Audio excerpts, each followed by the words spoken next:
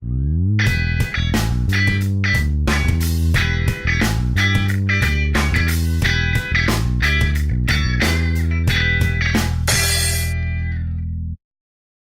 hoje nós vamos falar, então, de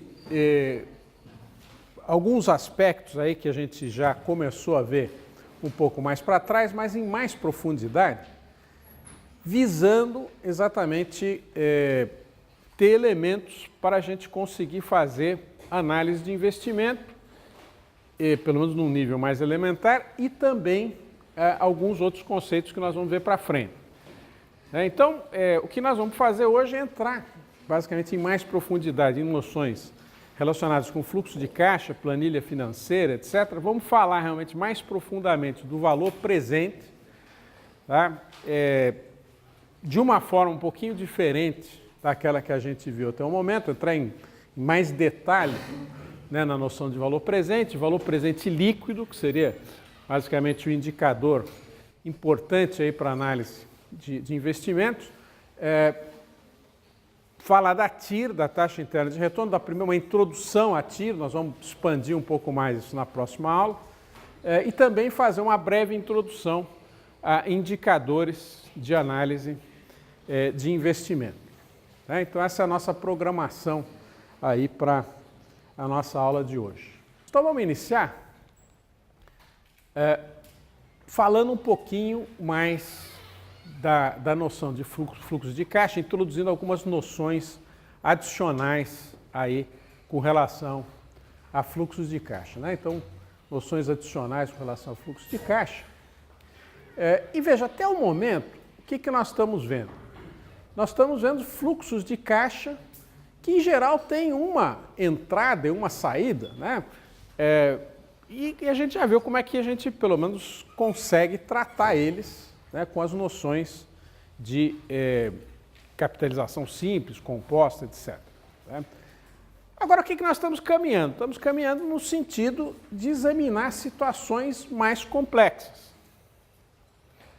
Fluxos de caixa que envolvem, né, aqui um desembolso, depois vários recebimentos, ou até situações em que você tem vários desembolsos e vários recebimentos, que são operações que vão aparecer.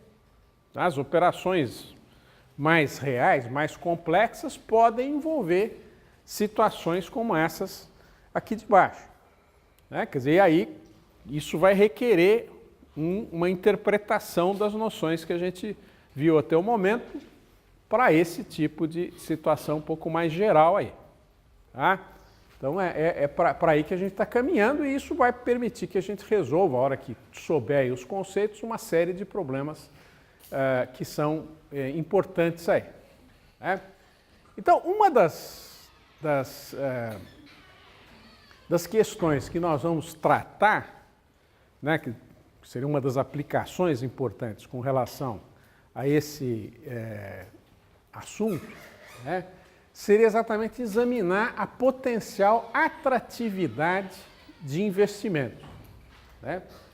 Então, de repente, nós temos aqui um investimento em que você tem um desembolso, né, de 3 mil, né? De repente um processo de produção, né? Vamos explicar depois melhor, que gera recebimentos anuais, aí, aquela coluna recebimentos, gera pagamentos que você tem que fazer, de custos, etc., do seu processo de produção, e que, em última análise, te gera aí um fluxo líquido. Né? Esse fluxo líquido aqui, exatamente que nós vamos estar interessados em avaliar. Nós vamos entrar mais em detalhe na caracterização disso aí. Agora, a pergunta que surge aqui é: será que vale a pena eu investir nesse negócio? E essa questão é uma questão muito central, não só você como investidor pessoal, mas empresas que têm lá alternativas de investimento, e ela está interessada em saber se um determinado investimento ele potencialmente é atrativo para ela.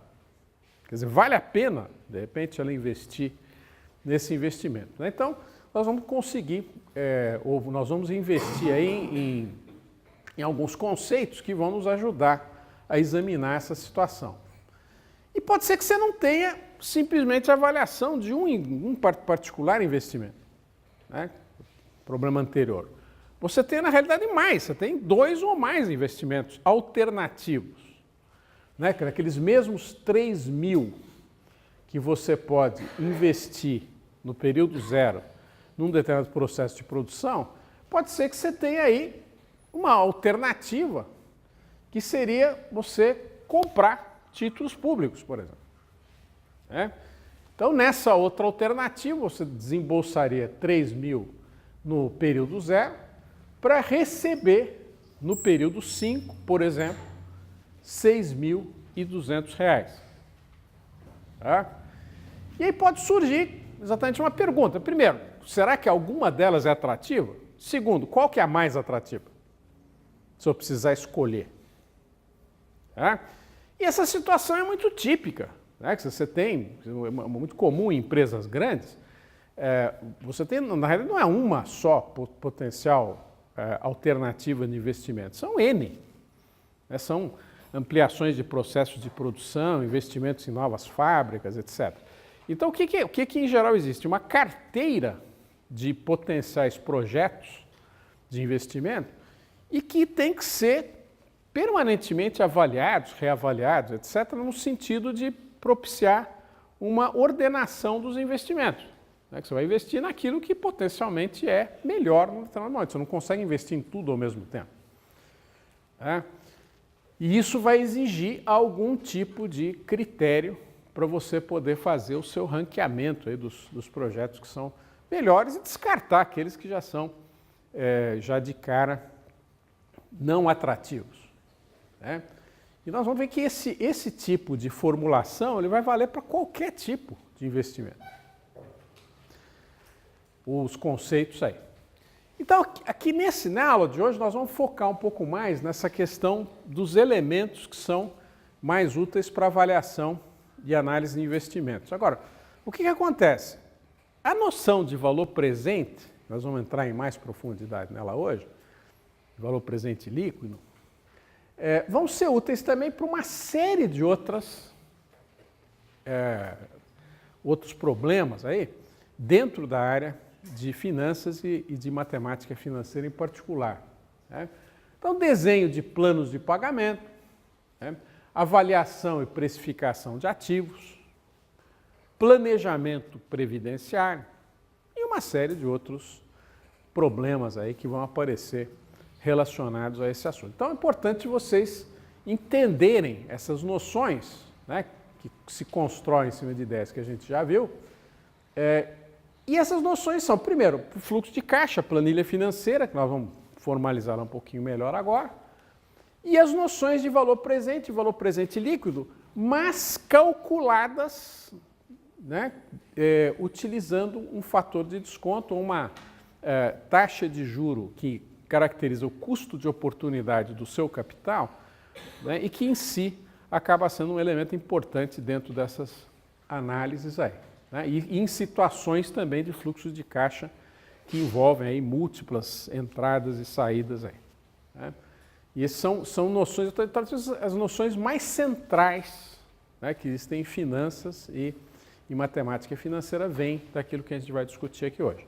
Então é importante você entender bem. Então eu entrei assim em bastante detalhe, porque o problema não é só você aprender a fórmula, você entender de fato como é que isso aí funciona, como é que você pode interpretar, qual que é a taxa de juros que você tem que utilizar, aí é que mora a dificuldade, não é na fórmula em si. É muito mais na interpretação e no uso apropriado dos conceitos. Né?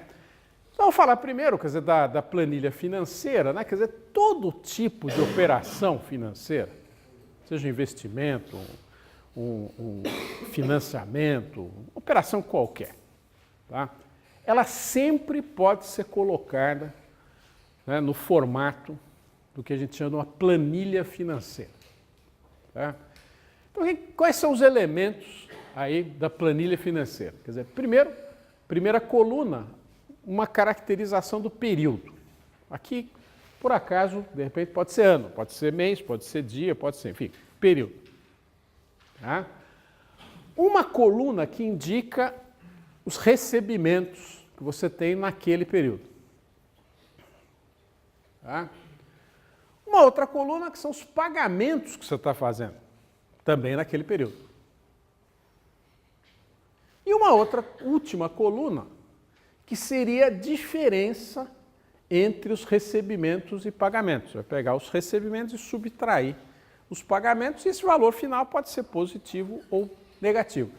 E na realidade, quer dizer, esse fluxo líquido é o que de fato caracteriza aquilo que entrou e saiu, né, da sua conta naquele determinado período. É o líquido. Tá? Então, nesse caso aqui em particular, seria essa situação. Né? Saiu 3.000, entrou 1.300, 1.200, 1.200, 1.200 e 1.100 no final. Tá? Então, aqui a gente tem então o fluxo de caixa. Agora, isso aqui é a planilha que resultou aí no fluxo de caixa. De fato, o mais importante de tudo acaba sendo essa coluna aqui. Tá? Mas, veja, essa coluna foi construída, na realidade, a partir, né, do uso daquelas duas colunas de recebimentos aí e pagamentos. A gente às vezes chama isso aqui também de benefícios, né, e de custos. Né? Então nós vamos até ter indicadores de avaliação de investimentos que a gente chama, um deles, por exemplo, relação benefício-custo. Né? Então, para isso a gente precisa destacar ou ter, né, efetivamente, o conhecimento aí dos benefícios, né? E os períodos aí que são definidos na forma apropriada aí. Né? Então, aqui eu tenho uma planilha mais genérica, né, usando a notação que a gente vai utilizar. Então, para os benefícios, vamos usar essa letra B aqui, para os custos C, e isso indexado por período. Né?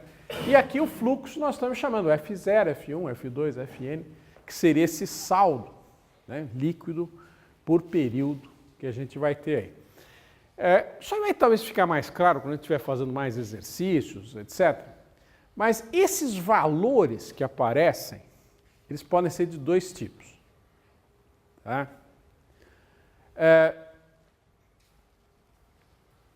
Uma primeira possibilidade seria você trabalhar com o que a gente chama de valores reais. Tá? Você esquecer a questão da inflação, você assumir que toda a sua análise de investimento você está fazendo considerando valores de hoje. Tá? Então, por exemplo, naquelas planilhas anteriores, né, vamos supor que você está pensando aquele processo de produção, você está calculando as suas receitas, mas considerando preços de hoje. Isso significa que nós estamos fazendo uma análise envolvendo valores reais. Tá? Uma segunda possibilidade seria você, de fato, estar falando em valores nominais, valores que vão ser recebidos, de fato, para frente. Agora, perceba que, em muitos casos, se você está trabalhando com um investimento de longo prazo, você vai ter que projetar esses valores nominais para frente. E veja que essa projeção ela vai precisar, primeiro, de você ter uma ideia da própria noção dos valores hoje e, além disso, uma noção da projeção da própria inflação para frente. Tá certo? Porque, veja, os valores nominais na frente, eles vão ser uma consequência não só do desenvolvimento dos mercados, dos vários produtos, serviços, etc., mas também da própria inflação. Então, essa análise, se você quiser fazer em valores nominais, ela pode ser complicada. Qual que vai ser a inflação daqui a 5 anos? Não sei. Tá? Então, em muitas situações, você faz análises assumindo os valores que são os valores prevalecentes hoje. Tá? E muito erro que se faz em análises de investimento se devem a você misturar essas duas coisas. Isso está errado. Tá? E na hora que a gente estiver fazendo alguns exemplos, nós, não muito na aula de hoje, mas hoje nessa aula já é muito mais para situar conceitos. Mas quando a gente estiver realmente usando na prática, eu vou pegar situações distintas para vocês poderem ver a natureza das dificuldades. Tá? Vou dar um exemplo. Se a gente estivesse fazendo uma análise do investimento num food truck.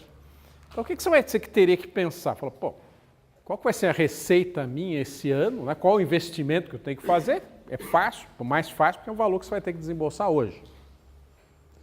Agora veja, quando eu for analisar minhas receitas, eu vou ter receitas talvez nesse ano, no ano que vem, vamos supor que você vai fazer uma análise para 5 anos. Você vai comprar o teu food truck, você vai usar ele 5 anos, vai vender o que sobrou no final. Aí você quer saber, pô, será que esse investimento foi bom? Agora perceba que você vai ter que projetar a receita. E essa projeção da receita, se você teria duas possibilidades. Ou você falar, vou pegar então o preço da minha matéria-prima, aí, o meu pão, meu presunto, sei lá, o salgadinho, vou ver valores de hoje e vou projetar a receita assumindo os valores de hoje. Eu não vou colocar inflação.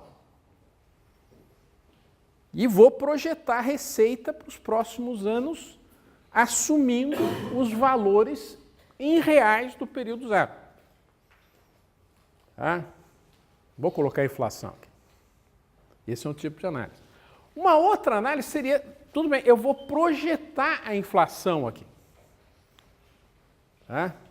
E vou então calcular o valor hoje e vou embutir uma projeção da inflação. Então veja, essas duas situações elas podem ocorrer. E qual que é a implicação disso? Você tem que tomar cuidado com o que vem daqui a pouco, que é a taxa de juro que você tem que usar para efeito da tua análise. Tá? Se você estiver falando nisso aqui, você está falando em taxa de juro real. Você não está embutindo inflação, em nada. Se você estiver usando isso aqui, você vai ter que usar taxa de juro nominal. E justamente o problema vem aí. Às vezes o cara está usando uma taxa de juros nominal num fluxo real. Está errado totalmente. E vice-versa. Tá? Então isso aí são detalhes técnicos que exatamente são os detalhes importantes na hora que você vai realmente aplicar essas noções para resolver problemas reais aí. Né? E isso você vai demorar um pouco até você conseguir perceber os detalhezinhos aí com relação a essas situações. Né? Então, daqui até o final do curso, nós vamos explorar muito essas noções e espera-se, né, que você com isso consiga distinguir mais claramente essas duas maneiras, né, de você construir essa planilha para efeito de avaliar uma situação, especialmente no caso aí de investimentos. Né? Então, feita essa primeira passada em cima aí das noções envolvendo a planilha financeira e o fluxo de caixa, vamos caracterizar o que a gente chama de indicadores de avaliação de investimentos. Então, nessa aula aqui, nós vamos falar assim, majoritariamente no valor presente. O valor presente líquido, claramente é o mais importante. Talvez introduzir a noção de taxa interna de retorno, aí nas próximas aulas nós vamos falar dos outros. Né? Então, o que são os indicadores para análise de investimentos? São índices, são números que são construídos utilizando aí fórmulas específicas, procedimentos específicos. E esses índices são calculados exatamente a partir de informações que estão na planilha financeira. Então, você chegar à planilha financeira de um particular investimento é o elemento central para você poder fazer, ou para você poder calcular os indicadores, né, para análise aí de investimentos. Tá? E lógico que você vai ter que fazer isso da forma apropriada, não é friamente aplicar fórmulas, mas saber realmente utilizar essas fórmulas com os números certos. Aí que está a dificuldade. Tá? A fórmula é a parte mais fácil da história. Aqui. Tá? O duro é que se os números estão realmente consistentes. Aí, tá? chegar-se a essa planilha financeira dá trabalho. A gente vai partir aqui nos exemplos que essa planilha ela já está prontinha. Mas, em geral, quer dizer, no caso aí do exemplo do ano passado do food truck, quer dizer, uma das dificuldades que os alunos tiveram foi, por exemplo, como é que eu vou conseguir calcular isso? Isso, naturalmente, leva trabalho. E a hora que você vai explicar isso para o investidor, você vai ter que entrar em detalhe. Olha, essa receita aqui que eu estou projetando por esse ano, você vai ter que abrir isso. O que é isso aqui? Olha, eu estou assumindo que eu estou vendendo tantos lanches por dia, tantos refrigerantes, tantos salgadinhos, etc. E aí o investidor também vai discutir, mas será que é razoável isso? Então, muito da credibilidade dos indicadores de avaliação de investimentos vem da própria qualidade dos dados que você está utilizando, das projeções, e que nunca são perfeitas. E a gente vai, um pouco mais para frente, discutir a introdução da incerteza, do risco dentro da análise. Aqui a gente não vai entrar em tanta profundidade nisso, mas um pouco mais para frente nós vamos falar, basicamente, como a gente pode tratar a questão da incerteza, do risco, de uma forma um pouco mais precisa. Então, quais são, né, esses indicadores? Então, como a gente já antecipou, quer dizer, o mais importante deles são dois, que são basicamente o mesmo, mas usado em situações diferentes, que seria o valor presente e o valor presente líquido, que seria um uso do valor presente numa situação que nós já vamos ver daqui a pouco. Então, esse aqui, de longe, é o indicador mais importante. Aí aparece um outro, que é a taxa interna de retorno, que é um indicador muito popular. Embora nós vamos ver que ele tem alguns problemas, até envolvendo a dificuldade de você calcular, que frequentemente vai ter que usar um programa para fazer esse cálculo. E, além disso, você tem dificuldades matemáticas. Pode ser até que, em certas situações, não seja nem possível você calcular a taxa interna de retorno. Tem uma série de dificuldades técnicas de interpretação, etc. Mas é muito usado. Então, você tem que saber utilizar, dá para calcular tanto na HP, com calculadoras financeiras de modo geral. Uma das coisas que acaba sendo útil na calculadora é a capacidade dela calcular a taxa interna de retorno, porque não é um negócio que você calcula através de uma fórmula, a não ser que sejam situações muito simples. O Excel e outros programas aí. Então, essa é um indicador importante. Aí vem um outro indicador que também é bem popular, né, entre os investidores aí, que é o chamado payback, né, ou prazo de recuperação do capital. E você tem duas modalidades do payback. Um payback que a gente está chamando aqui de payback simples, representando por PBS aí, e o payback econômico ou payback descontado, que acaba sendo um payback calculado de uma forma tecnicamente um pouco mais correta, vamos dizer assim. Quer dizer, isso aqui, em termos simples, o que significa? O número de períodos que você vai precisar para que seu capital inicial retorne. Nós vamos definir isso mais precisamente, mas essa é a ideia. Quer dizer, e o investidor está muito preocupado com isso, principalmente investimentos de mais prazo. Quanto tempo que aquilo que eu investi inicialmente eu vou ter de volta, pelo menos, esse capital? Quer dizer, em geral, especialmente no Brasil, o investimento é investimento que os investidores gostam de um retorno rápido, um payback rápido, até porque o horizonte para nós aqui é um horizonte sempre muito incerto, né? Você está vendo por aí, você lê os jornais aí, as dificuldades. E é interessante que a hora que você vai em outros países, as ideias são diferentes. Então, eu me lembro, nós temos aqui no nosso campus aqui, frequentemente alunos franceses. Até por programas de intercâmbio, programas de dupla diplomação.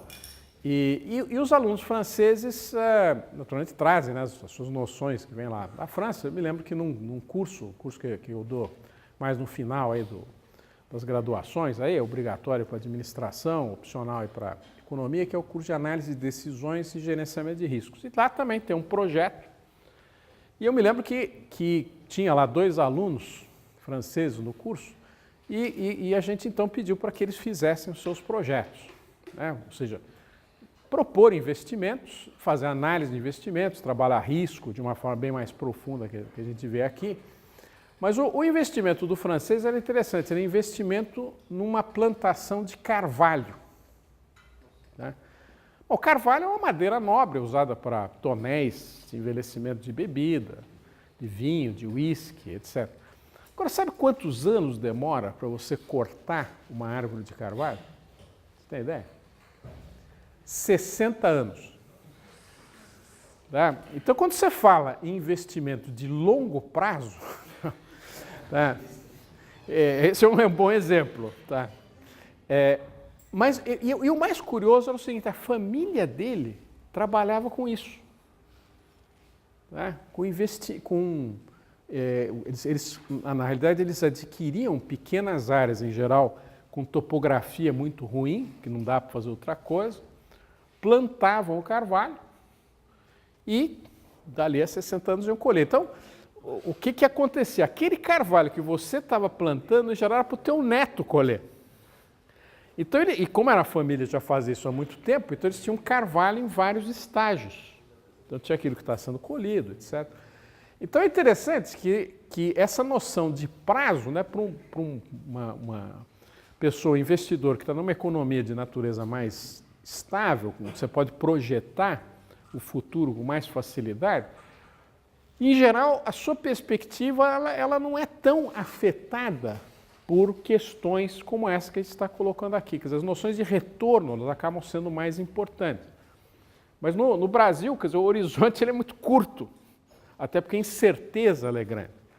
Então, é importante, mas veja, mesmo assim, né, quer dizer, no mundo inteiro esse indicador importante.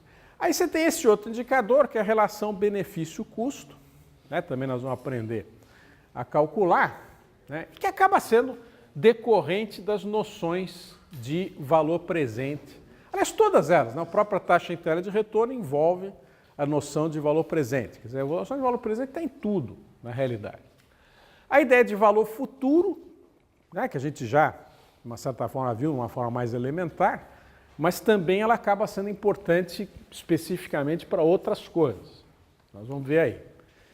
E aí, uma variação da taxa interna de retorno é chamada taxa interna de retorno modificada, né? Que é, basicamente, um conceito que tenta capturar as ideias, né, que seriam eventualmente associadas à taxa interna de retorno, mas tentando evitar os problemas que ela tem. Tá? Agora, qual o problema dela? Quer dizer, ela não é um indicador tão utilizado. Até porque é um indicador talvez um pouco mais moderno, vamos dizer assim, no sentido de ser proposto como uma solução para as dificuldades da taxa interna de retorno. Mas ele é mais complicado de ser calculado, tal, então, quer dizer, você tem também certas dificuldades. Mas, de qualquer forma, nós vamos vê-lo, né, até para você aprender, porque aquele negócio, né, você precisa aprender aquilo que potencialmente pode ser utilizado para frente. Né? Então, você já vê gente utilizando a taxa interna de retorno modificada. Então, isso aqui são os indicadores mais usuais aí. Né? Então, hoje nós vamos focar mais naquele que é o valor presente líquido aí. Né? Então, vamos começar a trabalhar esse conceito.